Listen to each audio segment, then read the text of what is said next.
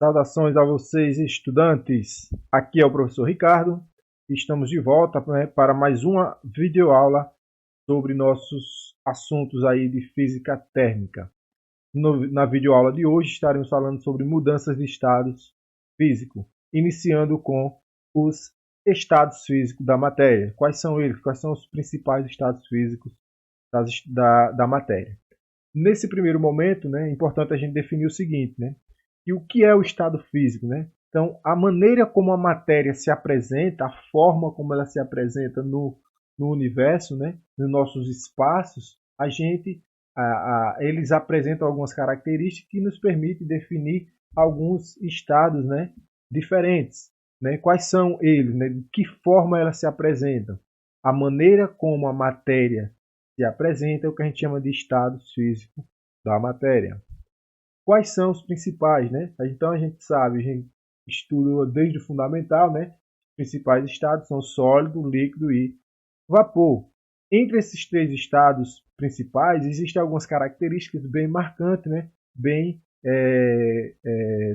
tradicionais, assim, a gente destacar, né? Que são, para o sólido, a grande força, né, de atração entre as partículas. Ou seja, no estado sólido, as moléculas, os átomos, eles estão fortemente ligados. A interação entre um átomo e outro é de tal maneira, né, com uma certa intensidade, né, que não é tão simples assim desagregá-los, né? Então, a agregação das moléculas é intensa. Um sólido ele tem sua forma e seu volume constante, ou seja, ele não muda, né? A menos que mude o seu estado, deixe de ser sólido, né? Já o líquido, né? O líquido ele tem as moléculas elas estão agregadas também. No entanto, né, a força com a qual as moléculas elas estão unidas é menor, né? A intensidade dessa força é menor do que no estado sólido, né? No estado líquido as moléculas já estão menos fortemente ligadas, né? Comparada com o estado sólido.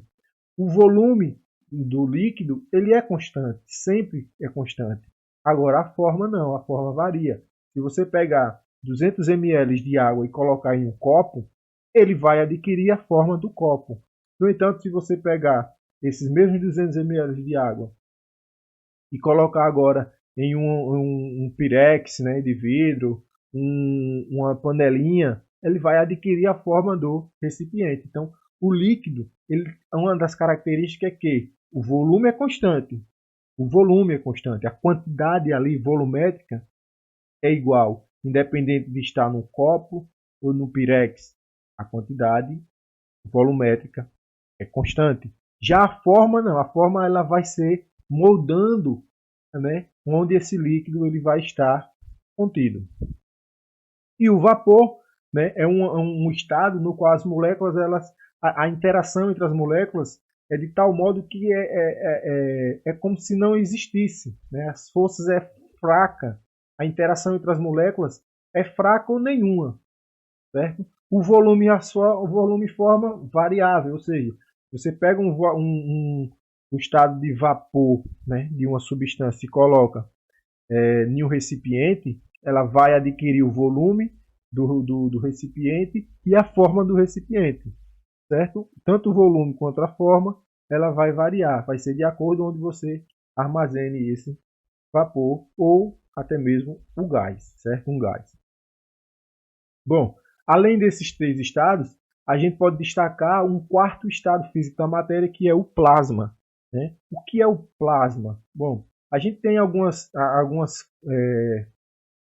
situações no nosso dia a dia em que o plasma está presente. No entanto, não é tão comum assim no planeta Terra, aqui na nossa superfície terrestre, a gente se deparar com situações rotineiras do plasma, mas existe, né?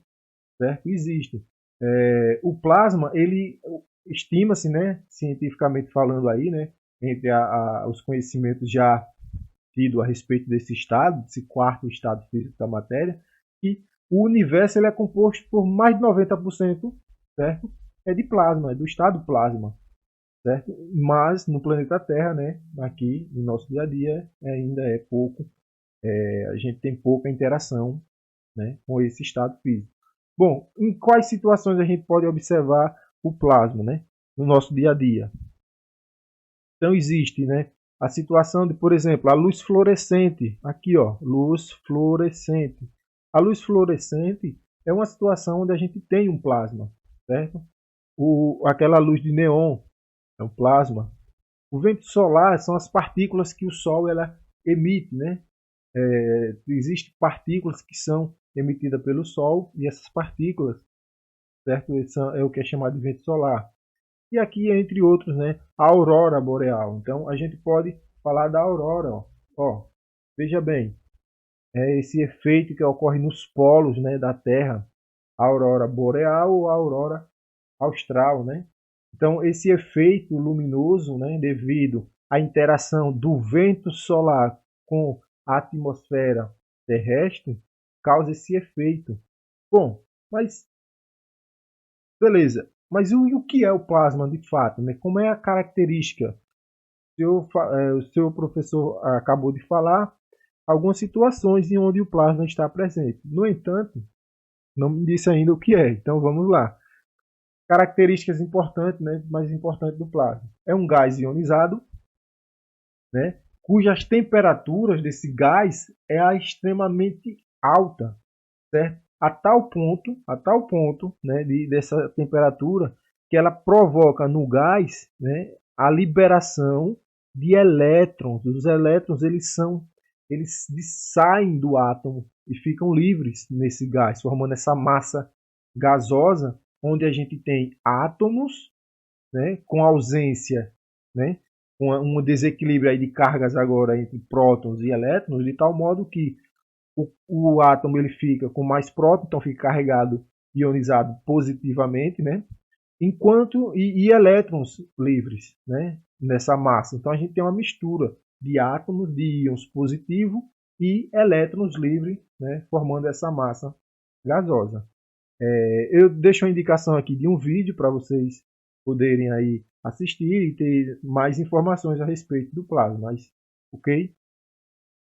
Bom, e o quinto estado físico da matéria que a gente vai ver na nossa videoaula é o condensado de Bose-Einstein. É o quinto estado físico da matéria aí até o momento já bem definido, estudado pela nossa ciência.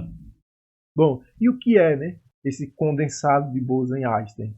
Bom, enquanto que o plasma era um gás, né, onde uma condição de altíssimas temperaturas, de temperaturas extremamente alta, o condensado de Bose-Einstein é um aglomerado de átomos, né, são milhares de átomos, a temperaturas próximas do zero, ou seja, temperatura extremamente baixa, né? Lembrando, né, que o zero absoluto seria 0 Kelvin, né? E o comportamento desses átomos, desses milhares de átomos, imagine, a gente tem milhares de átomos aglomerados e o seu comportamento, né, aí dando-nos efeitos de como se fosse apenas um átomo, ou um superátomo, certo? Ou um superátomo. Então, no condensado de Bose-Einstein, a gente tem uma situação em que os átomos são milhares e que estão a temperaturas baixíssimas, próximo do zero absoluto, comportando-se como se fosse apenas um único átomo. E uma observação a ser feita aqui, lembrando, né, temperatura. Lembre-se do conceito de temperatura. Temperatura é o grau de agitação térmica das moléculas. E esse grau de agitação térmica das moléculas, né, estando associado à temperatura, se a gente vem para o estado físico aqui do condensado de Bose-Einstein, próximo do zero absoluto, ou seja, seria uma condição em que as moléculas elas não estão agitadas, ou seja, seria uma condição em que as moléculas elas estariam totalmente paradas, ou seja, os átomos aglomeram-se de tal modo a entrarem em repouso, né? E essa condição de estabilidade, dando esse comportamento aí de um superátomo. Duas indicações aí para aprofundamento do conhecimento, certo? O condensado de Bose-Einstein e aprisionamento de átomos aí e condensação de Bose-Einstein, certo? Na Universidade Federal de São Carlos. Mudanças de estados físico. Bom, quando é que a matéria ela vai sofrer mudança de estado físico, né? É importante aqui a gente levar em consideração dois conceitos importantíssimos, que é temperatura e pressão. Para a substância mudar o estado físico, é necessário mudar, né, sofrer aí uma mudança na temperatura ou na pressão, ok? Para os nossos estudos, né, a gente vai considerar apenas os três principais estados: sólido, líquido e vapor, ok? Então aqui eu trago como exemplos, né, gelo, água em estado líquido e água em estado de vapor. Então a substância clássica aí para todos os exemplos, né, a água. Então um sólido, uma substância, consideremos aqui os cubinhos de gelo, estado sólido, onde os átomos estão formando uma rede, né, de átomos aqui, né, fortemente ligado.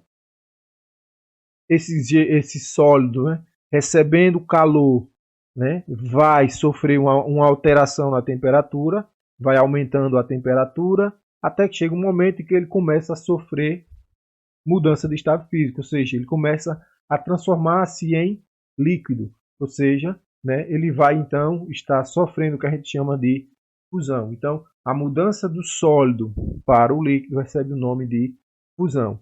A mesma coisa acontece agora se a gente continuar cedendo calor para esse líquido, né, o estado líquido.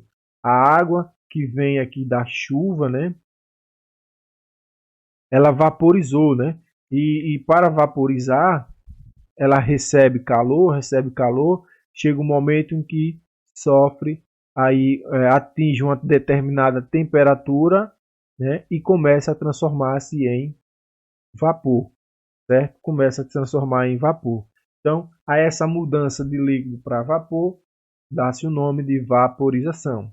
No entanto, se ao invés de a gente ceder calor para o gelo, para ele se transformar em líquido, ou ceder calor para o líquido, para que ele vaporize, a gente começar a retirar calor dessa substância, né? Por exemplo, o vapor, quando ele vai perdendo calor, ele vai se transformar, né, em líquido. E a essa transformação a gente dá o nome de condensação. Perceba, né, que aqui ele vaporizar recebe calor, torna-se vapor. Uma vez vapor, se perde calor, torna-se líquido. E a esse nome dessa transformação, de vapor para líquido, recebe o nome de condensação ou liquefação. O mesmo acontece agora, né, se a gente tiver um líquido e ele for perdendo calor, chega um momento em que ele começa a se transformar em sólido. As moléculas elas vão estar tão próximas, né, de tal modo que começa a se formar aí uma rede cristalina, como é o sólido, e a essa transformação dá-se o nome de solidificação. Solidificação, então, é do líquido para o sólido. Okay? É possível uma substância mudar do sólido para o vapor diretamente, sem passar pela fase líquida? Sim, é o que a gente chama de sublimação. Então, a sublimação nada mais é que a mudança do estado sólido diretamente para o estado de vapor. Exemplo clássico é a naftalina, né? E de vapor para sólido também recebe o nome de sublimação. Okay? Também recebe o nome de sublimação. E a esse nome, né, a essa mudança de estado físico, a gente dá o nome de ressublimação ou cristalização. Ok? Então, as mudanças aqui eu trago para vocês, então, a fim de nota de aula, né, para que vocês pausem e anotem aquilo que eu acabei de explicar. Fusão, passagem do sólido para o líquido, solidificação, que é o contrário da fusão, né, líquido para sólido. Então, essas duas aqui são transformações inversas.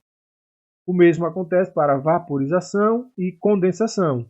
Vaporização é do líquido para o vapor, condensação é do vapor para o líquido. E a sublimação ou ressublimação, que é do sólido, né, para o vapor sem passar pela fase líquida. Lembrando que também recebe o nome de ressublimação ou cristalização. Bom, o que é importante, além disso, anotar é que o ponto de fusão, o que é o ponto? Ponto de fusão, gente, é temperatura na qual ocorre a mudança de estado físico. No caso aí, na qual a substância sofre fusão.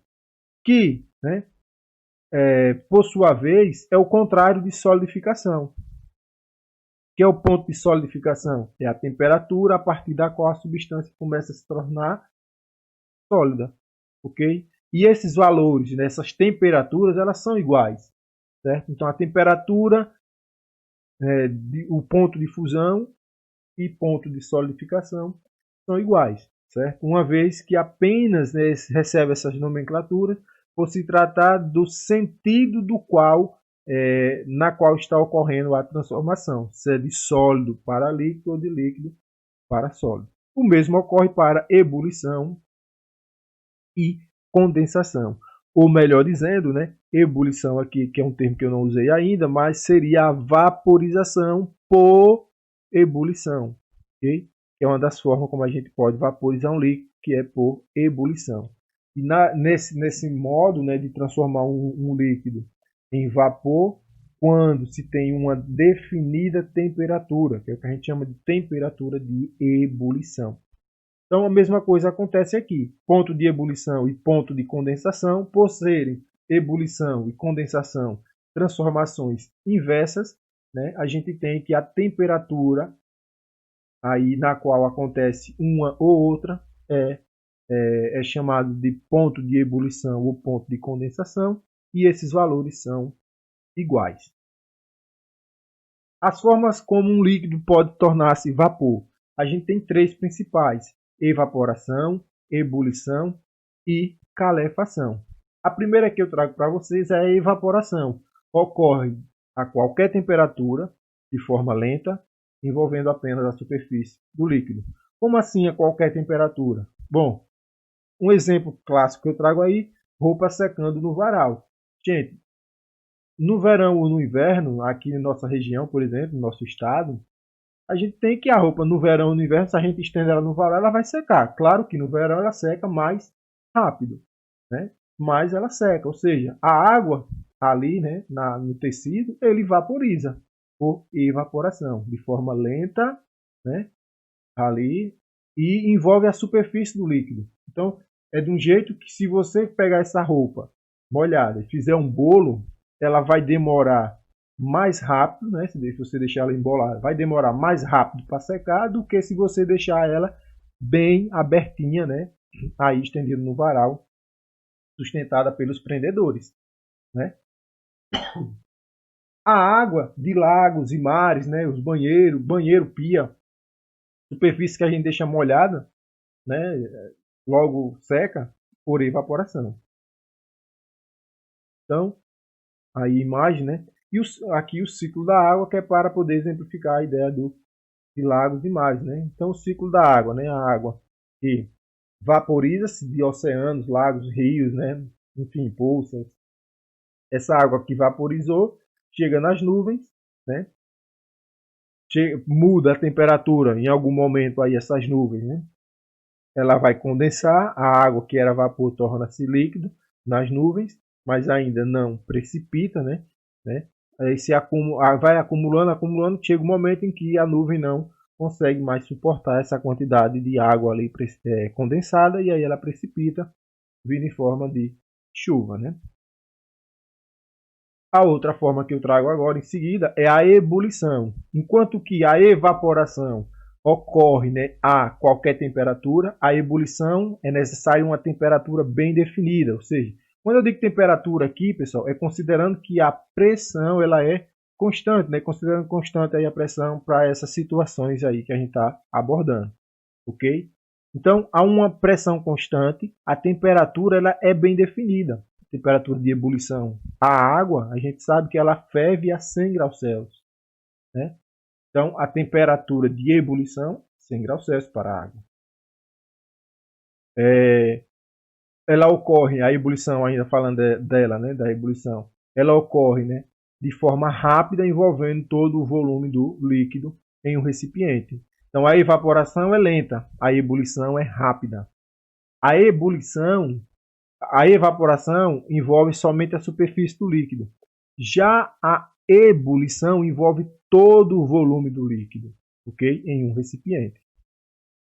Então, como eu disse, o exemplo da água para fazer café, cozinhar os alimentos, ela tem ponto de ebulição a 100 graus Celsius, considerando a temperatura atmosférica, né? Nossa temperatura aqui, a pressão de 1 atm, que é a pressão comum nossos problemas aqui que a gente vai estar lidando, certo? E calefação, né, que é a terceira, ela tem uma característica marcante que é ouvirmos um chiado, ou seja, é como se a gente conseguisse ouvir a vaporização, né? A vaporização. Então, a calefação é uma mudança brusca, né? É muito abrupto, essa mudança muito rápido, muito mais rápido que a ebulição, né? Onde o líquido ele muda para o estado de vapor rapidamente em contato com a superfície quente e a gente consegue ouvir um chiado, né? Um tsh, quando ela está mudando, sofrendo essa mudança de estado físico, né? Então, as gotículas de água, por exemplo, em contato com a descarga de uma moto, né? É um exemplo, né? Um exemplo de mudança de mudança de estado físico por calefação. Ou aqui uma chapa, né? Quente, onde você pode respingar água ou despejar umas gotículas, você vai ouvir o chiado e o vapor, a gente percebe aquele vapor subir. Ok? Para exemplificar, né? Um exemplo aqui eu trago para vocês, vamos lá. Observe os seguintes fatos. Uma pedra de naftalina deixada no armário. Uma vasilha com água deixada no freezer. Um vasilhame com água deixada no fogo. O derretimento de um pedaço de chumbo, quando aquecido. Nestes fatos estão relacionados corretamente os seguintes fenômenos. Então, o que é o exemplo ele quer? Ele quer que você defina aqui, ó. Uma pedra de naftalina, ela sofre que mudança de estado físico quando deixada no armário? Bom, naftalina, a gente deve lembrar que eu disse lá, né, anteriormente, é o exemplo de sublimação, né? É do sólido, ela sai do sólido para o estado de vapor sem passar pela fase líquida. Então, o que é que a gente tem aqui? Um exemplo de sublimação, né? Então, vou deixar aqui, ó, bem sublimação. O 2 seria, né, uma vasilha com água deixada no freezer. O que é que ocorre se a gente deixar água no freezer? Ele vai se tornar sólido. Então, seria solidificação.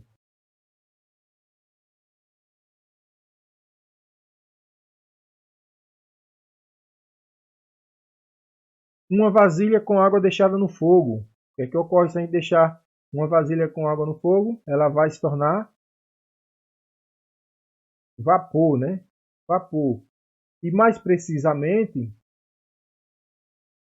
por ebulição, né? Por ebulição. O derretimento de um pedaço de chumbo quando aquecido, então a gente tem fusão, não é isso? Fusão, derretimento do chumbo, ou seja, derretimento, fusão, sólido transformando em líquido, fusão. Então a alternativa correta aí seria marcar, seria o item, vamos lá, sublimação, solidificação, vaporização, fusão. Então a resposta seria o item A, ok? Então com isso a gente encerra. Tenham todos os bons estudos, divirtam-se, né? E até a próxima.